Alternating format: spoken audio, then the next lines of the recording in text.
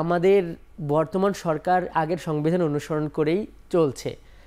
তারা এখন পর্যন্ত এবং এই যে সরকার গঠন, সেখানেও আদালত থেকে একটা পরামর্শ এনে করা হয়েছে, আগের রাষ্ট্রপতি আছে, সেখানে কিন্তু এই প্রশ্ন উঠছে যে এই যে 90 দিনের মধ্যে ইলেকশন দিতে হবে কিংবা সরকার বৈধ কিনা, এই প্রশ্নগুলোর কতটা যৌক্তিক কিংবা আসলে সরকার বৈধ কিনা সংবিধান সরকার অনুসারে। অবশ্যই বৈধ। এই সরকারের বৈধতা কিন্তু এই সংবিধানে কিংবা আদালতের ওই এক পাতা কাগজের মধ্যে নয়।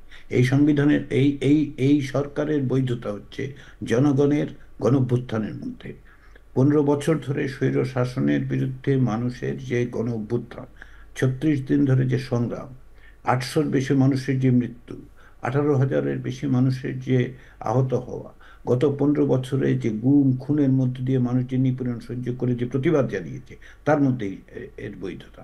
ফলে এই সরকারের বৈধতার প্রশ্ন যারা তুলছেন, তারা এই দেশের মানুষের গণ আকাঙ্ক্ষার সাথে বিশ্বাসঘাতকতা করছেন।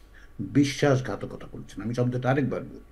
কারণ হচ্ছে যে যে সংবিধানের কথা তারা বলেন, সেই সংবিধান শেখ হাসিনার মতো একটা স্বৈরাচার তৈরি করেছেন। তারা সেটাকে অস্বীকার না করে এখন সংবিধানের প্রশ্ন তুলছেন।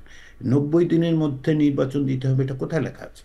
এই যে সংবিধানের কথা তারা বলছেন, সেটার মধ্যে কি আছে? ওই সংবিধানও তো 90 দিনের মধ্যে কোনো মানে নির্বাচনের কথা নাই। তাহলে মানে ওইখানে তো এইরকম একটা অন্তর্বর্তী সরকারের কথাই নেই যেখানে 90 দিনের কথা উঠবে।